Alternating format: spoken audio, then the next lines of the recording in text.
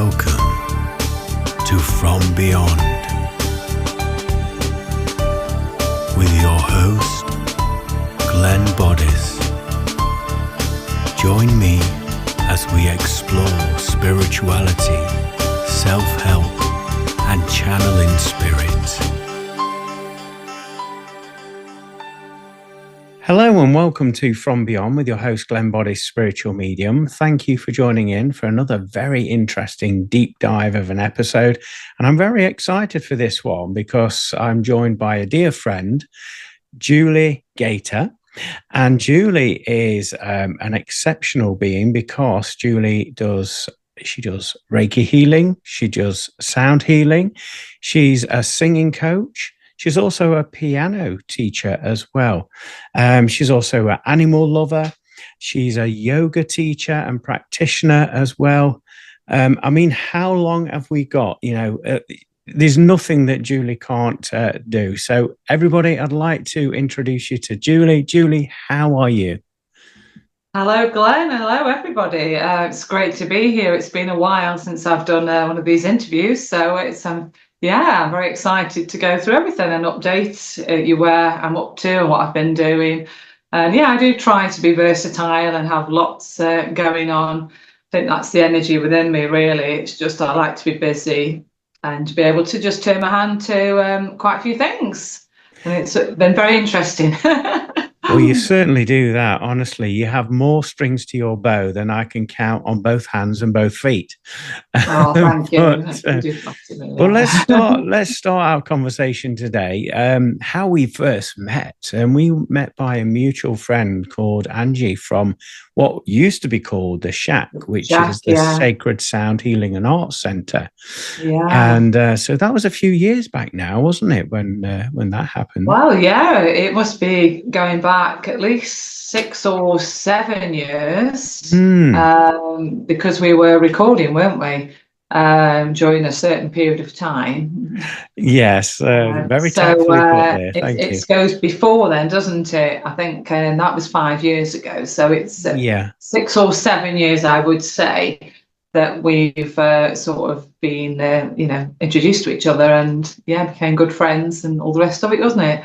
With everything that followed, which we're going to go into. Definitely. And I mean, the Sacred Sound Healing and Arts Centre, that was located in Mansfield. And it was, I would describe it as a central hub for anybody that's, high vibrational, that's interested in spiritual healing, also sound healing, and just general beautiful human beings. It was a great centre. It was just a great thing for the community, I think, and it was really beneficial to a lot of people, wasn't it? They could just come in and sort of drop in and drop out sort of thing, couldn't they, with whatever they wanted to explore, really. That's it. But our mutual friend had a vision, didn't she, Angie, about creating spiritual music. And so she kind of took us to one side and said, oh, I believe you record music. I believe you sing and play piano. How are you fixed for doing this project? And she explained it to us all. And we was like, sounds interesting. We're curious, if nothing else. Let's give it a go. Yeah, I think it was very interesting because when Angie came to me and I did some vocal training, of course, with Angie, and she was saying, I've got this vision for this music, and she sang obviously pieces to me without any music, and I was just, wow, that's amazing. So I then managed to find the key that Angie was singing in, and I worked the chords or the foundation of the music to start with, and then it sort of went from there, didn't it? And then we had ideas of it being more orchestral with drums, with other instruments there, and we did that for a few months, I would say. And I think Angie knew you, didn't she? But I didn't know you at that point, and then we kind of got introduced together. And obviously, Kat then came along as well, didn't she? That's right. She knew Angie through her son, I believe. And she did some recordings, so me and Kat started off, and then of course that Kat was then introduced to you, and I think it was a similar time, wasn't it, really? Yeah, it's weird how all these synchronicities came in and aligned together, wasn't it? Yeah. So And then we decided that, yeah, we'd give it a go, didn't we? And how many albums later is it? Was it 3 or 4? Well, we I did forget. the Yeah. Rainbow Bridge, we did the Routinet, the Light Yeah. Language, and then we did a remix of the Routinet as well. Was it Routinet Tribe? Yes, that's right. Yeah. I'm losing track of the names now because there's so much. Didn't we have so much fun? I mean, I Yeah. remember when the shack was still open there, we actually used the open space of the hall, and we got like a catalogue of percussive instruments out, mics We did. everywhere, and we were like kids in sweet shop, We weren't had we? some We're real just good fun recording the sound effects and the different drum effects as well. And we were walking yeah. on the stage as well, making the footsteps. And I think you sampled those as well, didn't you? And used them for some kind of percussion instrument. Yeah, I that's seem to right. recall. Yeah, I remember, Yeah. just for the viewers and listeners that are watching, the style of music I would say that we was creating was, it was like, I would call it sort of spiritual, shamanic, Yeah, healing type very music. grounding. Mm. Grounding And and taking you on a kind of a journey kind of music because as we all know, I think most people like music and it can conjure up sort of all kinds of emotions and feelings and memories. And that's what I think Angie's vision was on that first album, wasn't it? To get that journey going.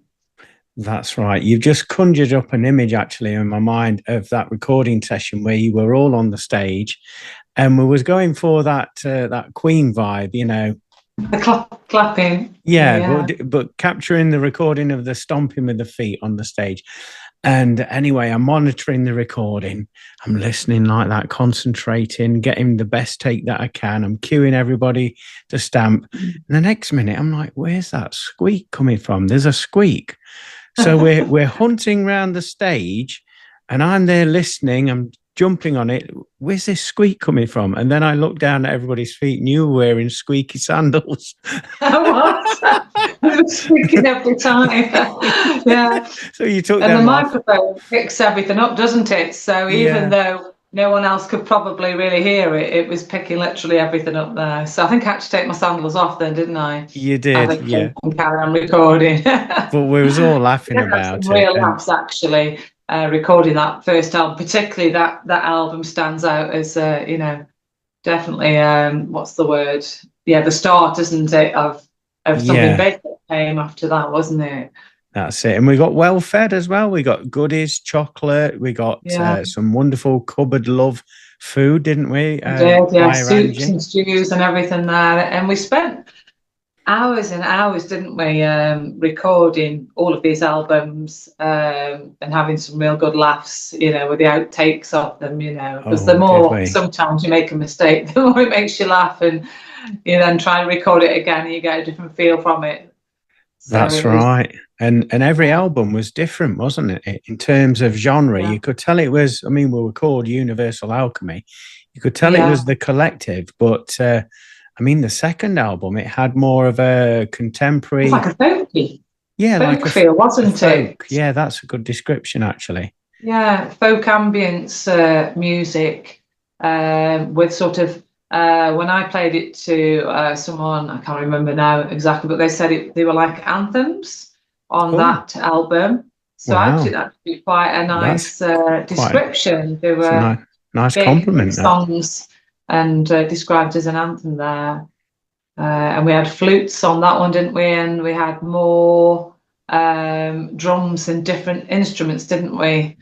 I And there gonna, was a lot of yeah. vocals on that second album, from what I can recall. That's right. And do you know, none of that could have happened if it wasn't for your wizardry, because we was all humming and lawing various melodies and chord progressions to you, and you had to transcribe them via ear onto the keys, perform It them, was, and until we were yeah, like, yes, that's the one. Let's go for a take. And yeah. then you were brilliant at getting the right harmonies and organizing people's harmonies to do, and then we was recording those takes, and it was like almost creating a big jigsaw puzzle and then putting all the pieces together, wasn't it? If I Together, remember. yeah, it was really enjoyable. It's being in that creative flow. It's good for the soul, isn't it? Good for the heart, I think. Certainly with music, being a music lover myself, Yes, and I'm definitely. sure a lot of people can relate there. You all find your own type of music, don't you? That you really gets sort of to you, That's it. But it was really enjoyable times doing those albums. And But that, we're so busy, aren't we now, with lots of other things that are spiritual and well, that's yeah, it. I was just going to touch base about the last album, really, that we did was more of a, I would say, like a dance, like a European dance album. It was a bit it like was, Steps. It yeah. was a bit like I think Katy you talked me Perry. into doing a dance album there, Glenn, because I said I'd like to do a nice, soft relaxation album, and and I think you said, well, why don't you just add it to be more of dancing, more, was it like an 80s vibe, wasn't it? Something like Yeah, I that, like a more 90s. commercial 80s, 90s type dance vibe. Yeah, And and I kind of thought, okay, we'll give it a go. And then, of course, we came with Light Language there. And what an album that was. That was out there, wasn't it? Literally. certainly was. It's a bit of a head scratcher. And I think we were commenting via the lyrics, via what was happening over that period of time. It was very Yeah. controversial, wasn't it? And so we thought, we'll put that out there without sort of offending people, just to Yeah, get the message out. definitely. I think it was created in such a way that it was sending a message and getting the message out there, but in more of a generalized way, which was better for us, wasn't it? Mm-hmm. And of course, we did the live performance as well. You and Angie did. I was just sat We at the did the back show, pushing didn't we? buttons. That's right. That was really good as well, wasn't it? It was received well, the various albums, starting with the Rainbow Bridge and then the Routenet and then finishing with the Taste of the Light Language, because we were still recording Light Language from what I recall. We hadn't That's really right. finished it, had we? So we Yeah. got about 6 songs maybe or something like that. I know we were very close, but we didn't do all of them, did we? And it went down very well. People were dancing and singing along. And I think, yeah, Light Language was a kind of a feel-good album in some respects. Yeah. Even though it had sort of a quite prominent message within it, people kind of like just tuned into the vibes of it, didn't they? And yeah, it's nice Yeah, to see people dancing to that. And I'm sure you'll agree when you've created something from nothing and then seeing it have that positive effect. Wow, they're dancing to our collective music.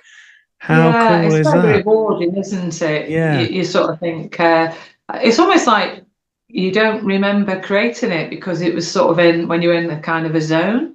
So you don't sort of think, oh yeah, I remember I did that. So a lot of the parts and the different instruments, I can't even remember what played.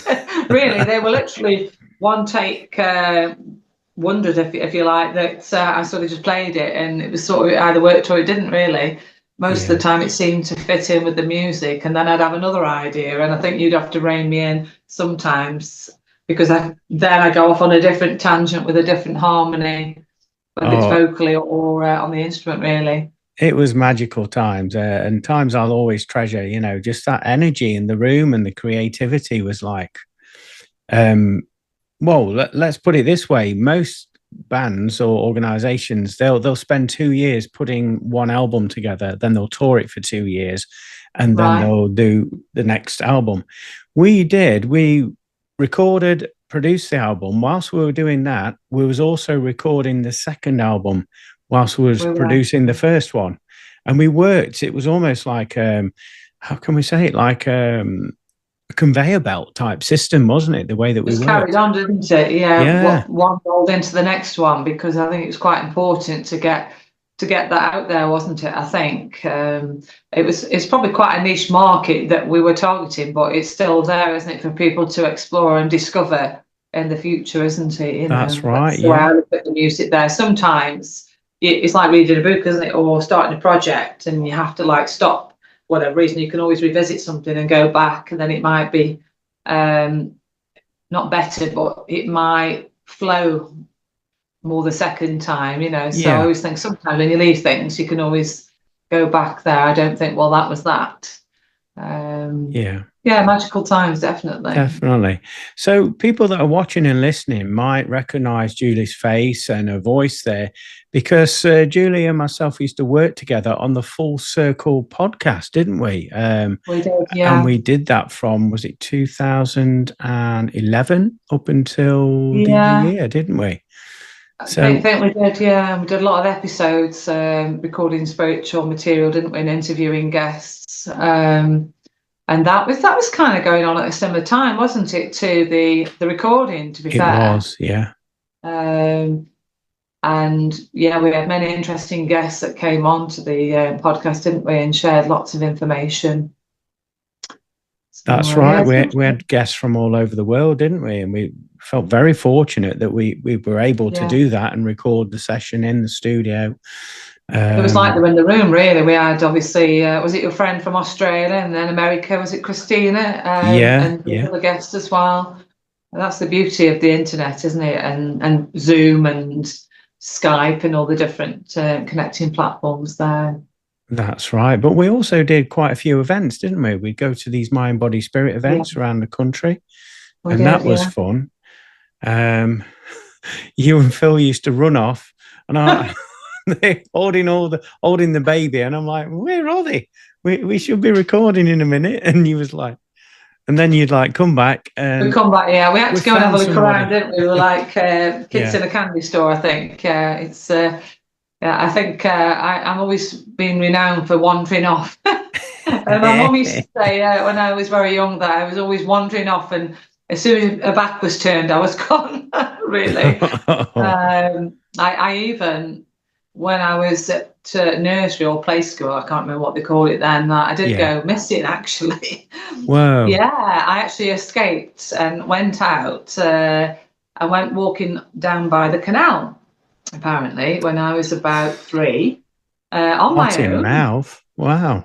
And I've got no recollection of it whatsoever. But yeah, obviously they found me eventually, because I think I said I was going to the toilet, and just went. And she Oh, did. pretty water. Look at that. Let me Yeah, out so I went to explore. the water, but not quite the same context there. And they had to start locking the door after that, because I did it the week after as well. So they had to start locking everybody in there. Oh dear. So apparently, and then I went shopping with my mum, I used to go off around the stores and disappear. And yeah, generally, I was kind of free, I guess. Well, you're still the same Julie then, by the sounds of Think I things. am, because Yes, yeah, stuck if with you. someone's there, sometimes I just go off and then I come back. I always come back, but it must be that exploration within me and my energy somewhere. Definitely, But definitely. yeah, we did eventually come back though, didn't we? And sorted it out when we were at the different events there.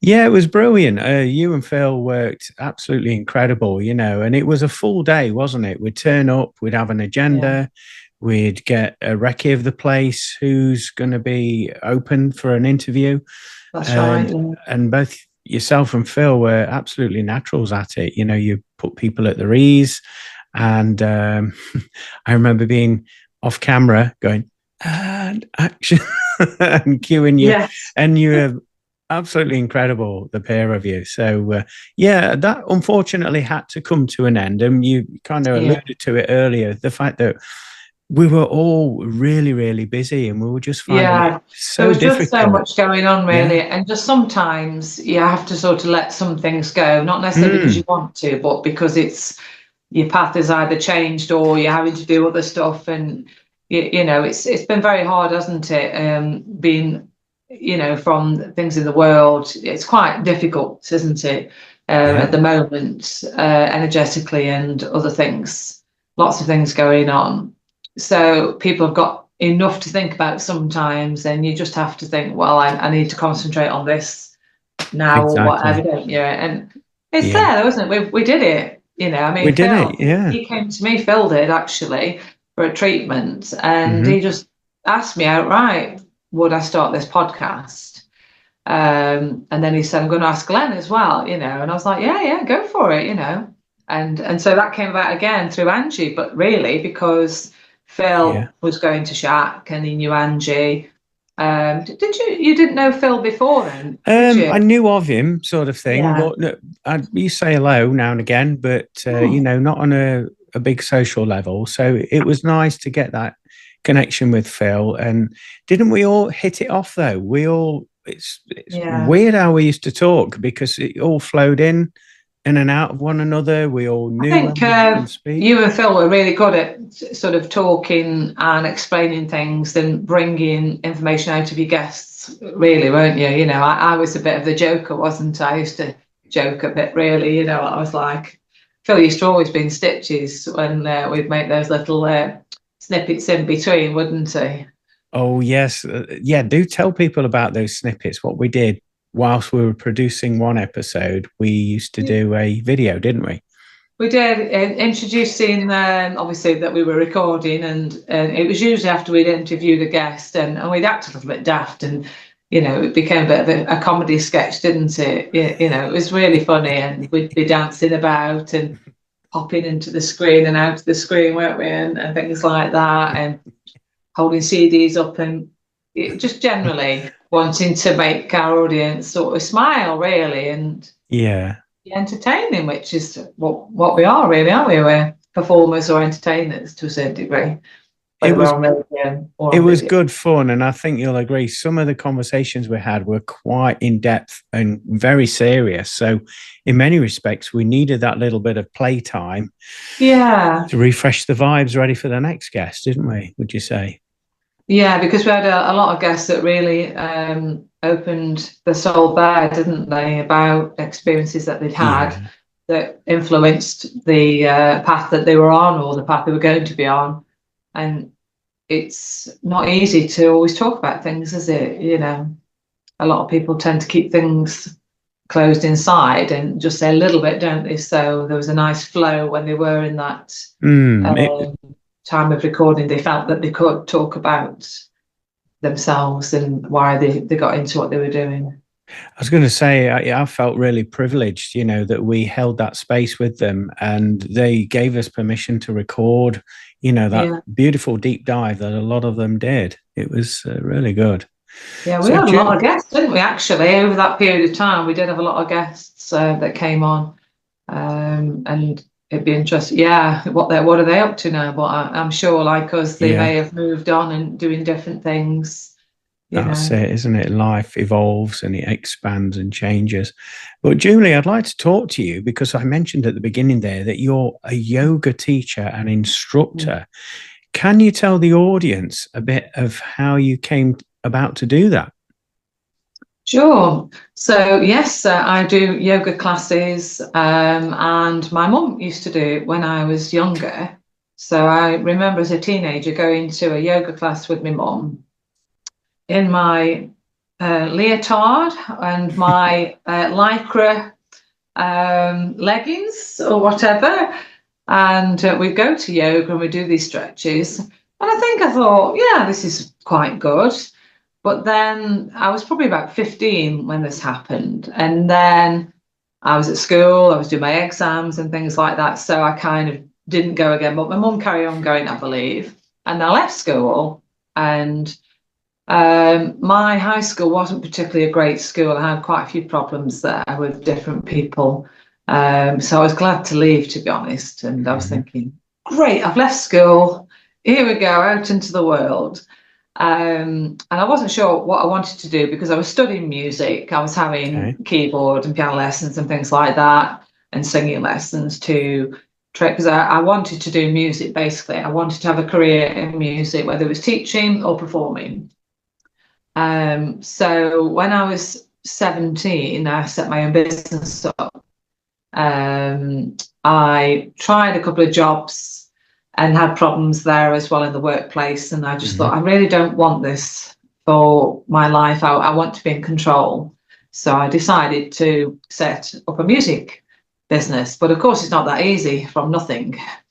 Yeah. So I approached various music centres, and I won't go into too much, but this is how the yoga came about. So basically, Okay. I approached the music centres. I managed to get a youth training scheme in a music centre, and I started teaching. And I've always been quite full on with my energy. So although I'd had a bit of a funny time at school, I was into everything, rushing around. And I just felt that setting my own business up was quite hard because I was starting from nothing. I was having to apply for a bit of funding, a bit of help there to get the equipment, to rent a room. And I just felt that the yoga would calm me down and keep me focused. Oh, I see. So I got Okay. into it for that reason, really. I wasn't particularly interested in the exercises or the stretching, although I did do that in the class I went to, because I went to a Sporter, which was the local gym in Stoke-on-Trent at the time where I lived, because obviously I live over here now. So Yeah. I went there and I sort of got yoga advertised. I thought, right, I'm going to go in there. I did it before. I think it would be good for me to go into it. So I went into it thinking it would calm me down. Not really. Good luck with that one.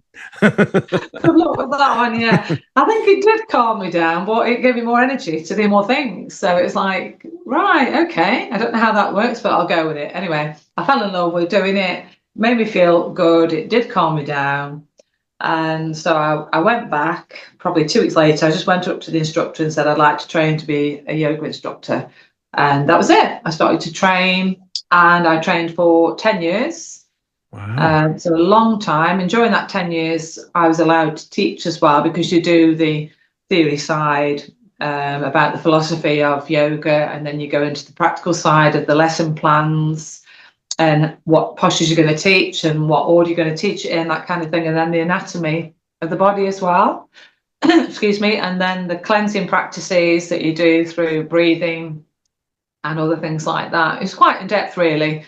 And I finally qualified while I'd been teaching, and then I went on to take more and more classes on there. And I took it on really because of the benefits I found, and I wanted to pass that on to other people.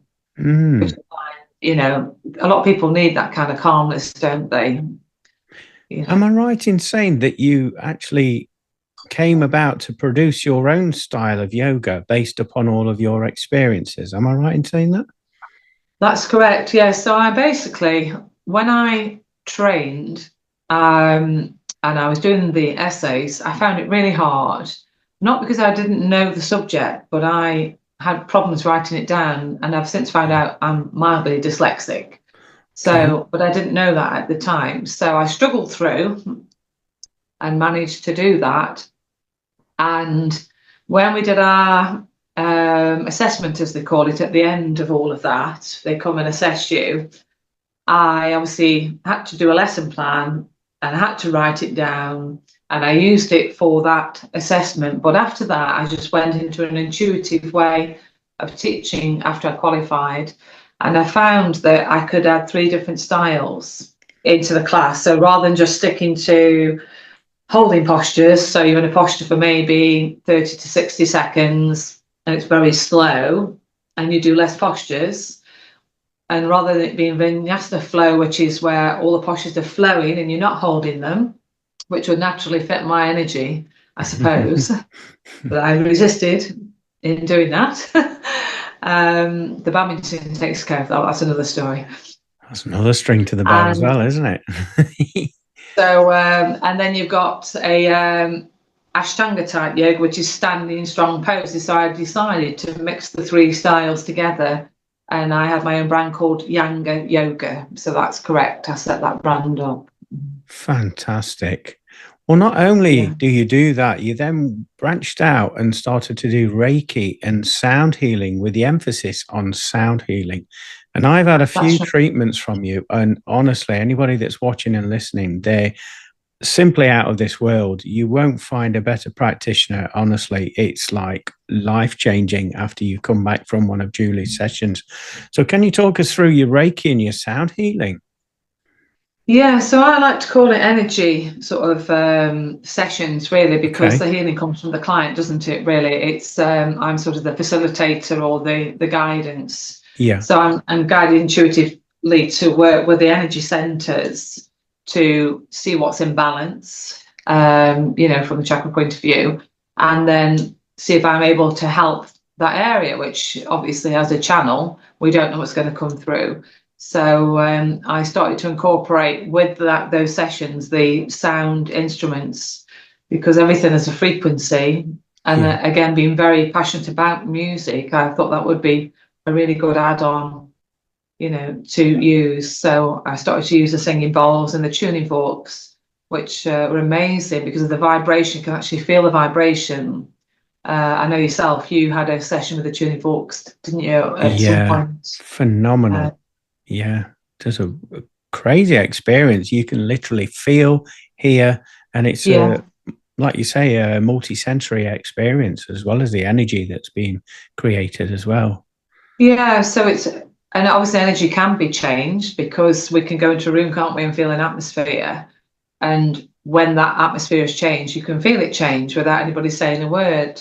So it's a similar thing, isn't it? When people come to see you, they're in some kind of zone or mood, if you want to call it that, whether they're in a happy or sad or a neutral mood. A lot of people don't really know when they're coming for a session what they want. They just want to feel better sometimes. I've had that said to me. They're not sure. They just feel out of alignment, or they don't feel grounded, or something like that. So when they come to me, hopefully that's part of where I feel I am quite grounded myself, and hopefully give off that kind of energy, if that's the best way to describe it there, so that they can feel more stabilized when they go out the room.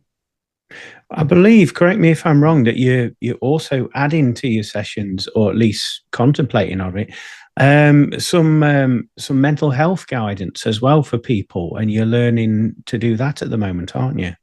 That's right. I thought it would be an ideal complement to go with the sessions, because when people do come to me, they do discuss things. They don't always talk about their feelings, but sometimes when you're doing the energy sessions and the sound can trigger a emotion or a feeling, or the fact they just want to say something. And so being able to offer advice, which is impartial, that's not coming from me, it's actually coming from a framework, which I think mental health is a big issue and has been for quite a long time now. And I think it's certainly escalated because people now are wanting to come and talk more. And then you have to make sure it's a safe space for them to talk, and not to just give out what you feel is the best outcome, because what you feel is better isn't necessarily right for that person, is it? Exactly. So you have to sort of be a listening sounding board, and you are almost saying back to the person, is that what you mean? And then they're kind of reaffirming what the situation is. And then you can then say, well, there's this option you could explore. Have you thought about this? And a lot of things I found can come from many years ago, and people haven't dealt with things. So it's sort of inside, isn't it? And inside energetically, that may be also contributing to issues that that person may be feeling. I'm not saying always, because there's different forms of counselling and mental health help and advice there, isn't there? I'm looking at it from the somatics point of view, which is more on the feeling and the emotion and the empathy side, which I think would be ideal to go along with what I'm doing at the moment. Yeah, it complements it really well, I find. And like you were saying, from my understanding, there is a massive build-up of people still waiting to see, somebody in that profession that can give them that sort of clarity that they've been missing in their lives. And the fact that people can now come and book a session with you and have that is an absolutely fantastic add-on. Yeah, so I'm in training at the moment, but obviously I've been a sounding board for quite a few years now, but I've got some more information now of places where I can advise people to go to if they are struggling. And I think there's a lot of help that needs to be given. And because it's a natural environment as well, when they come in, it's not just coming to talk. They've got the sound and they've got the energy there they can work with at the same time. And everybody's different. So we'll just have to see how that goes. But I think that's going to take some time there. I've been reading quite a lot of books, and it's very diverse. The subject of, like you say, and behaviour, and no case is the same, is it? So you've got to have that understanding of as many cases as possible. Yeah, because what might seem you know, okay for one person is not okay for somebody else. It's, yeah, very, very diverse. It's opened my eyes a bit, really, of looking into that kind of thing. Well, Julie, we've spoken about your musical side of your life, and I would like to go back to that if I can. And you kind of Sure. told us how you became. I'm still blown away at the fact that you became self-employed at the age of 17. 17, Honestly, yeah. that is incredible. And you was a piano teacher, is that right, at that particular age? So I did Yeah. mainly organ lessons then and Okay. keyboard, and then I went on to the piano after. And I had singing lessons during this time while I was teaching. I managed to start from, I don't know, maybe 3 or 4 clients up to 70 clients a week, private clients. Wow, that's incredible. I was working all of the time, to be fair. I was Yeah. 7 days a week, really. It was too much in the end, and I did have to cut back a little bit there. But I did work for various keyboard and music centres. I worked for, I think it was 3 in total, over my sort of musical career with teaching before I then branched out to go private, working from home, and then I Yeah. also travelled around to people's homes as well there. But yeah, I just decided I wanted to be in control of my own life and set up a foundation there. And so at 17, I just went for it, really. It was quite hard for the first couple of years, I will admit. Yeah. But I Well, still lived at home then with my mum, so it was okay. I paid some board to stay there and, you yeah. know, do what you can. So And I just build. understand whilst you was doing all of this, you was also in performing in the evening in bands at gigs, concerts as well, I wasn't you? was, that's right. Yeah, I forgot about that bit. Yeah, so Forgot about it. yeah, so how did that come about? Let me think. Yeah, so while I was still at school and I was studying, I was probably about 14, 15, Hmm. and I wanted to, I don't know why I wanted to, but I wanted to be in a band. I just had this idea that I want to go out and be in a band, and my mum was really good. And she said, I don't mind that as long as you're safe and everything. And Yeah. I'd be doing gigs and coming home quite late, actually. And she was really good. You know, she'd wait up for me and make sure I came in and, are you okay? Yes, I'm okay. And I think she knew I'd got quite a good head on my shoulders, because from an early age, I've had to depend a lot on myself, but I also tried to look after my mum as well. Um, you know, from the age of 10, my parents split up, so it was a tricky time there as well. And so I kind of became really independent from an early age. So I wasn't phased really with these sort of gigs. I'd just come in and be fine, and I'd up for school and whatever, you know. Yeah, and I remember being in a band called Never Normal. Oh, that's very fitting, isn't it?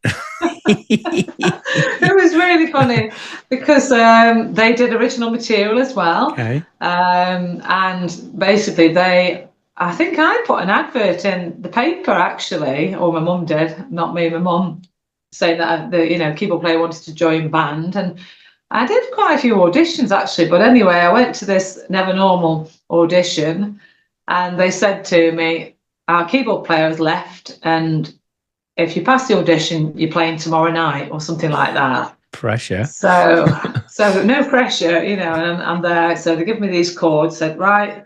So I had to just play along. And because I could play by ear, I could kind of hear the music and get the structure of the music. Yeah. And I suppose improvise my way through. And they said, right, that's it. Yeah, you've got the job. Right, we've got a gig tomorrow. And off we were. So I was terrified because I'd not done any performance really before that. And I was shaking. But anyway, I did it. And then I thought, it's not so bad. You know, I quite enjoyed it. I was nervous for probably a couple of months, but then I loved it. It was, yeah, enjoyed being on the stage and entertaining people. That is incredible. And I believe you've had a few brushes with fame, haven't you, on your musical journey? Could you share that with the audience? You mean the auditions and things? Yes, you've done really well with videos and all Okay, sorts, haven't you? so I was part of this band for a while, Never Normal, and then I think just after Never Normal, I joined another. Well, it was a keyboard duo basically, Hmm. and his name was Scott, and I think he was very young like myself. I was probably about 17, he was 18, and he was quite ambitious, and he was like, I want to do big things and I want to get on the TV, and I was like, oh, okay. We got an audition for Opportunity Knocks. Wow. So we did that. I can't remember how I got there, no doubt. Somebody gave me a lift. My mum wouldn't have done because she doesn't drive. I don't think it was my dad, so it's probably Scott's parents. And off we went to, can't even remember where that was, maybe Manchester somewhere, and did this audition and met, who was doing it then? Bob Monkhouse, was it? Or was it somebody I else? think it was Bob, because it was him, Huey wasn't it? Green, Yeah. and then it went to, Bob Monkhouse. Spot to somebody else. So I think we met him and we did this keyboard audition. It was either Jean-Michel Jarre or something like that. Yeah. Or maybe War of the Worlds, Richard Burton kind of duo effect there. We didn't get on, but we had a really good experience. So that was when I was about 17 or 18. And then I left it for a while. And I think probably mid-90s, I went to a party. It's hard, isn't it, when you're trying to think back of what you've done? You're doing incredibly well. I'm thinking, where was I? What was I doing then? So I went to a party, a friend who was a musician, piano player, and he invited a few other musician friends around, and everyone was just getting up and playing songs or playing on the guitar. So I think I just got on the keyboard and got a Carpenter's book. I don't think it was just Carpenter's, but there was a Carpenter song in there, and I just started playing it, and I sang along to it, and the room just went really quiet. And they said, "That's it. That's who you sound like."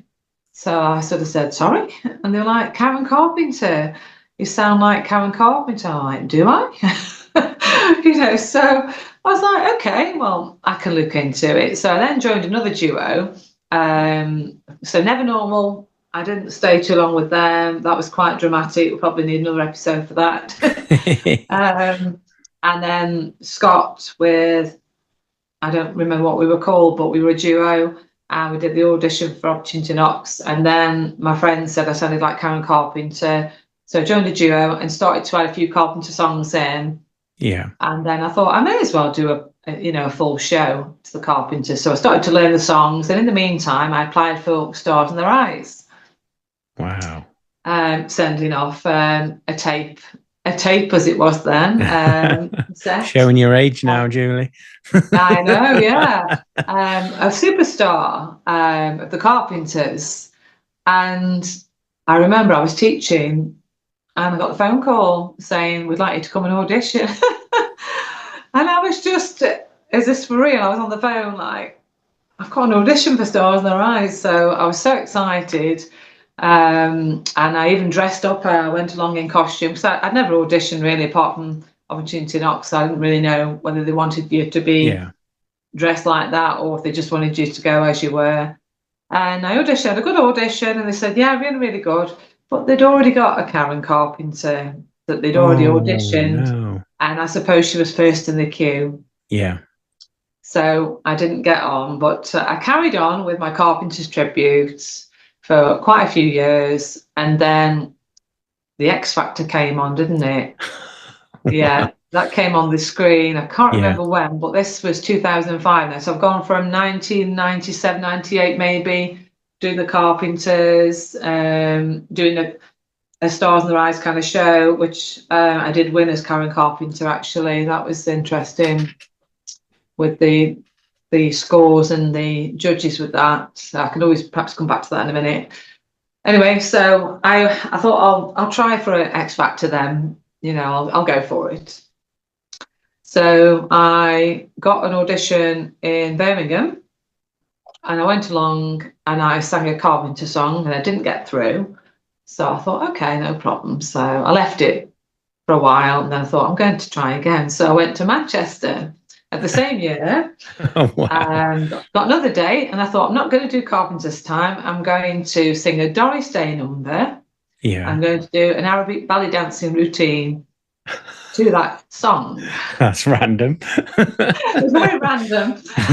So I dyed my hair bright red, and really? got my ballet dancing belt on, And so the queues also were massive for X Factor. So I queued in Birmingham for 5 hours before I got an audition. Wow. And I queued for about 7 hours outside Salford in Manchester, and it was raining and everything. So all the nice dresses that people were wearing, you're all soaked, and you eventually get in and then you do your audition. So I wasn't holding much hope really, because I thought I probably don't look as fresh as a daisy anymore, but here we are, we're here.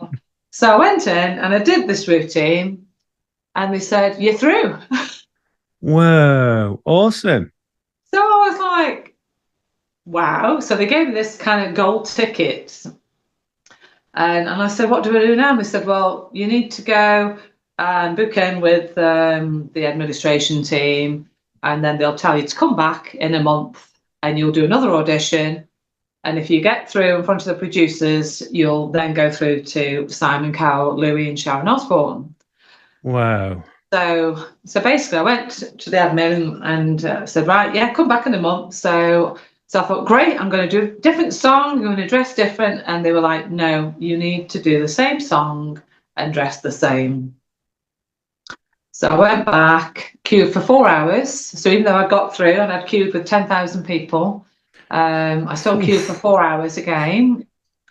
So I auditioned again in front of these other producers. Sorry, yeah, the first time was producers, second time producers. I got through that, and then I had to go in front of the TV crew. So there's about 12 of them there with all the different screens filming me and talking about me while I was auditioning. And I could hear them saying, "Oh, they're going to love her, you know. And yeah, this is good." So Bet that was nerve-wracking, wasn't it? To Simon, Sharon, and Louis. So I was like, wow. So I went in, I did my audition, my ballet dancing routine, my Doris Day, and I remember Sharon saying, "Wow, you're different. You know, you're unique." And I was like, "Well, I hope so." And they were like, "What do you think? Can you win the X Factor?" I said, "Well, I'd like to try. You know, I believe I'm different and can offer something to the table." And Simon called me sweetheart, so that was nice. Oh. I just don't think I was quite what they were looking for. So they politely declined, but they said they'd enjoyed the audition. That's good. That's a good compliment, isn't it? Right? And I got down to the last 200 out of probably about 70,000. So I was quite happy with that. I think my goal was just to get in front of the judges, actually. I don't think I actually saw past that. You know, it would have been nice to get on to the show and sing live, but I was happy with that, really.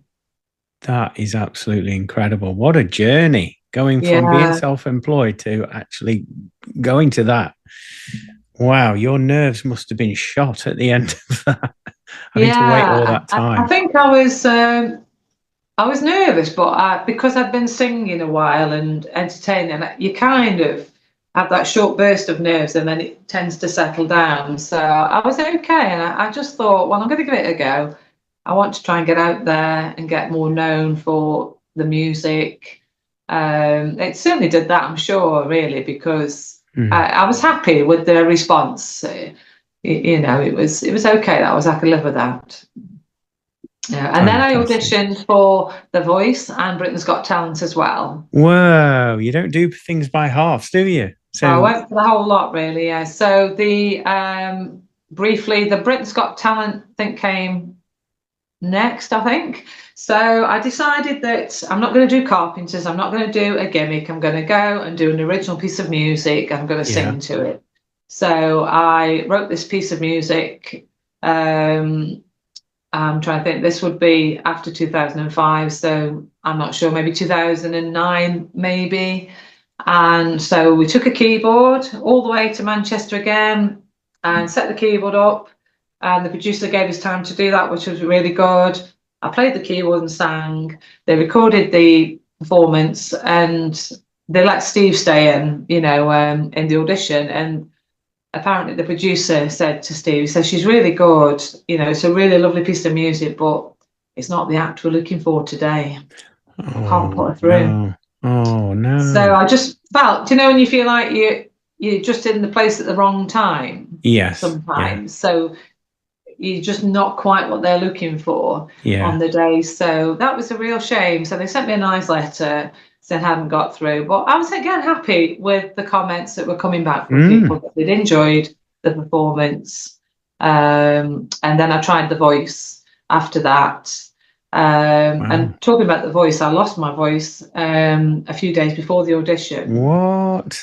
I had a cold, which I don't get cold very often, but I literally, it was croaking, and I got this audition and I thought, dear me, you know, but somehow I always seem to be able to sing, even though I'm struggling to talk. So I went along and thought, right, this is it this time. It's going to be a great audition. You know, I know how these things work now. It's all going to be fine. Anyway, I turned up and there's 12 of us in a room and we're all singing to each other, being auditioned at the same time. And that was a strange experience, but they were looking for rock singers that day. Okay. So sadly, I'm not a rock singer. So I wasn't able to get through. And then I decided, you know what, I'm just going to carry on and record and do things in my own way. And that's where we are now. That is fantastic. What a journey to go through that process and that determination that you have and that drive. Yeah, I did have a lot of determination, really focused on it at the time. Yeah. And by getting one setback, you didn't let that stop you. And I like that, you know, that tenacity that you went on, right, what's next? Okay, there's the goal. Just keep trying sort of thing. I love that, the fact that you did that. That is incredible. I don't regret it, even though some may say, well, you didn't really get anywhere. I don't think it was about that. I think it was just the fact it was a goal. Proved it to yourself that you could do it. Just to prove that I could go out there and do something, you know, and I still was very passionate about sharing the music and helping people.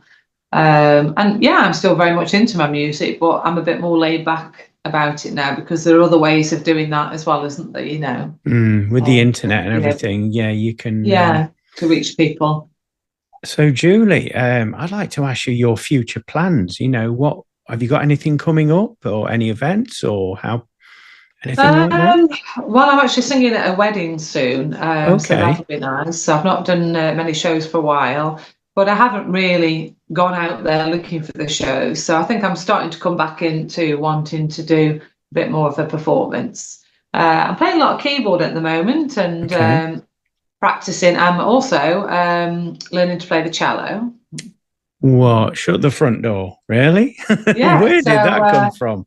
It's quite random. I'm doing self-taught at the moment. Okay.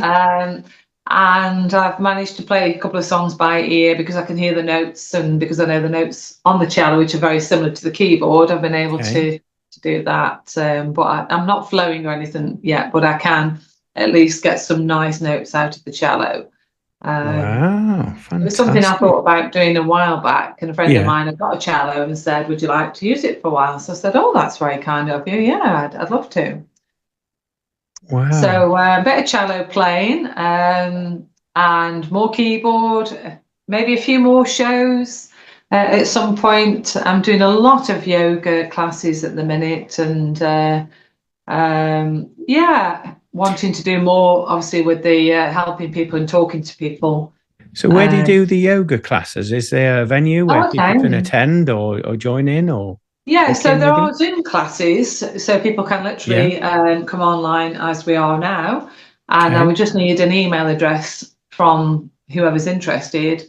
I don't charge a lot of money for the sessions, but it keeps people, you know, going if they can't get out and about or if they want to just do it from home. Yeah. And I started that obviously a few years ago during the pandemic, but people have wanted to carry on with it really. So I'm happy to do that if people are interested. So I can give you an email at the end that people can contact me. Yes, definitely. Yeah, so we've got that option there. I do teach at Kirkby Leisure Centre as well, which is the new leisure centre in Kirkby and Ashfield. That's in Nottinghamshire, isn't it? UK, just for the international listeners.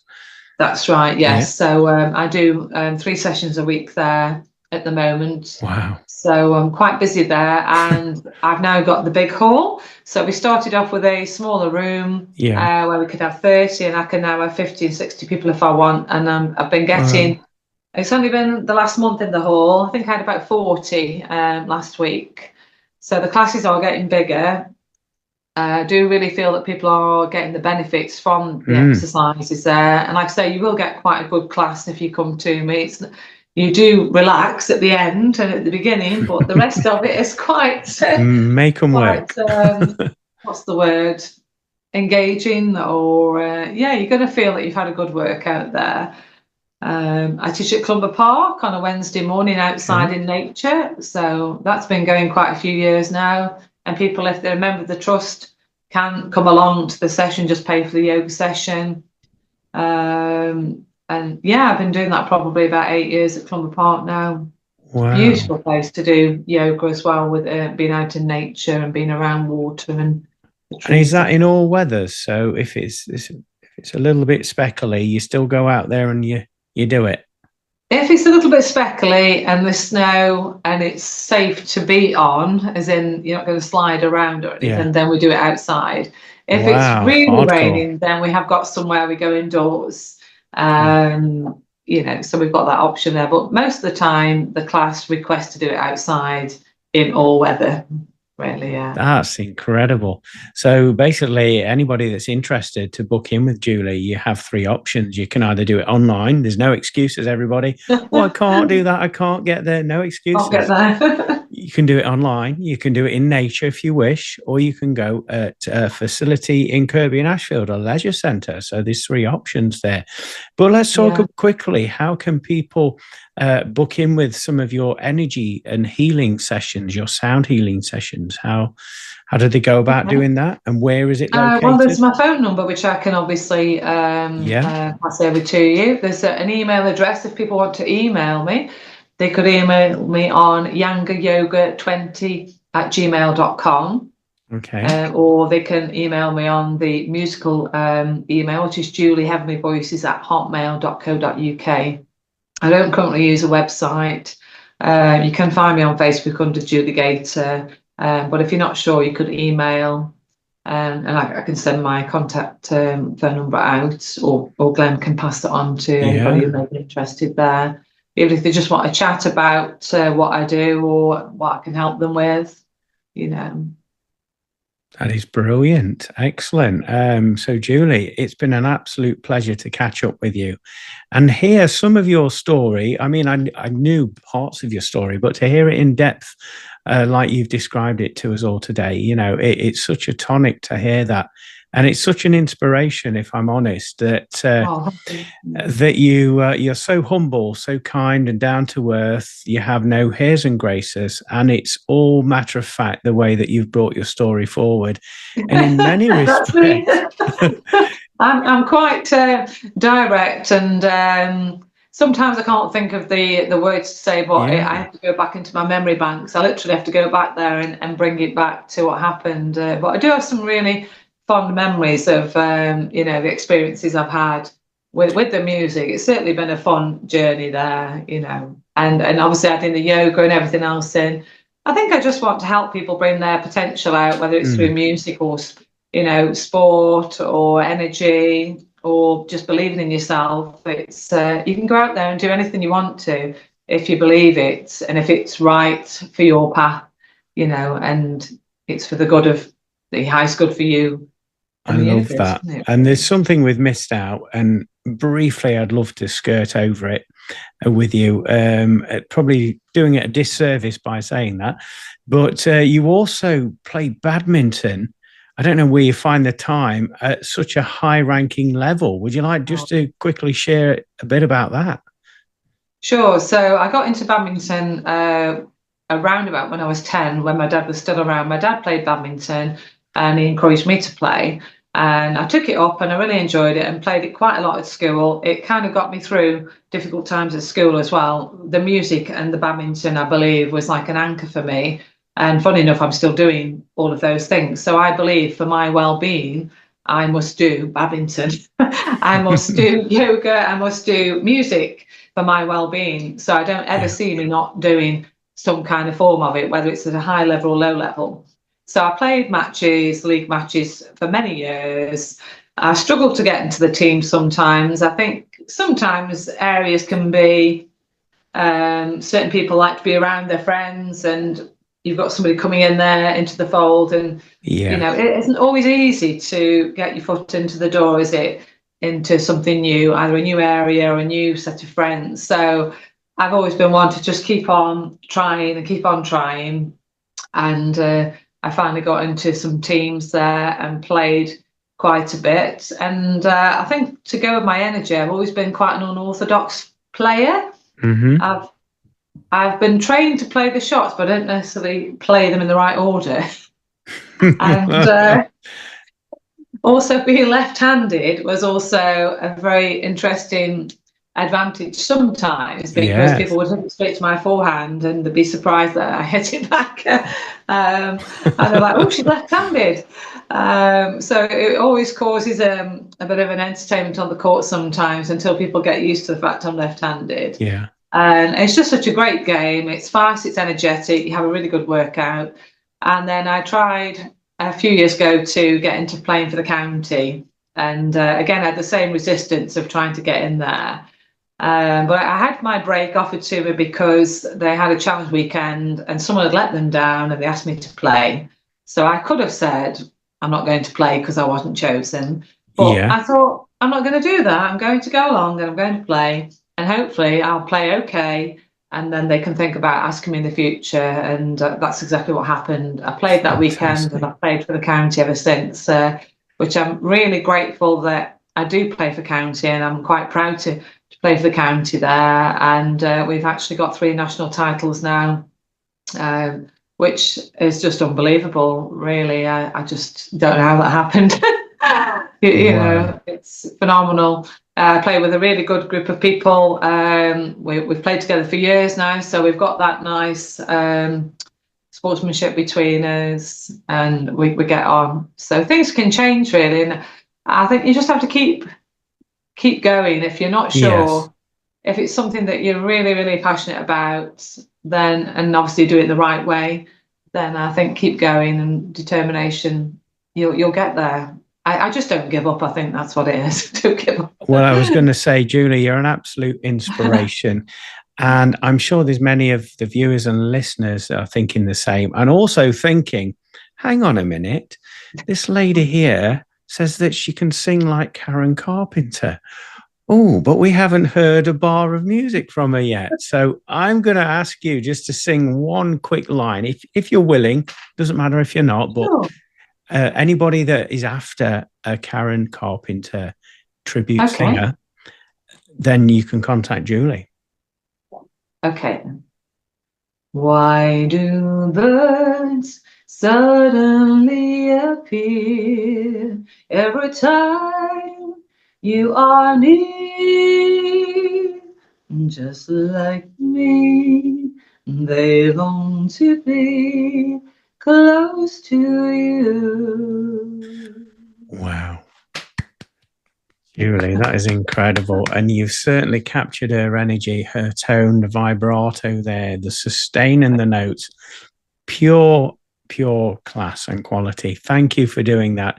I did drop you in it at the last minute there, but, you know, I'm sure there'll be people that are watching this and listening to this thinking, do you know what? I know somebody that has a band that's just, you know, they're wanting a Karen Carpenter. So why not? You never know, do you? Well, this is it. Yeah. So just quickly then, Julie, please share your contact details so people can get in touch with you. That would be fantastic. Okay, so we got the email again then, yeah? So we've got yankeryoga20@gmail.com.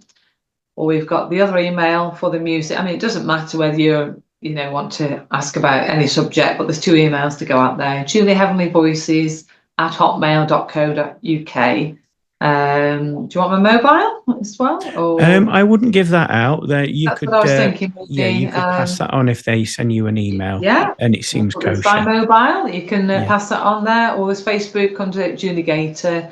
But if you're not sure, if you want to get in touch with Glenn, then you can forward my profile over.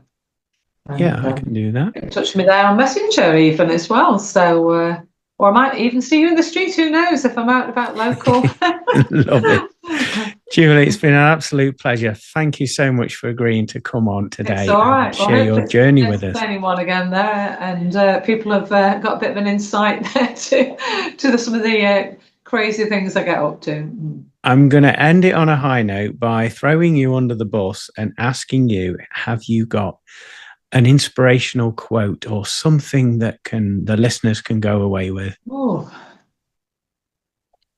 I wouldn't say an inspirational quote, because I do read a lot of books, but I tend to read books that are more of self-development. But I think you should always believe in yourself and build yourself up and others, and find different ways of communicating and spreading the word out of what you're doing, because you never know who you may be able to inspire by just being you. So walk the walk and talk the talk, really, I would say. Wow. I've got chills. That came from the heart there. Thank you, Julie. Chills, they're multiplying. She's off.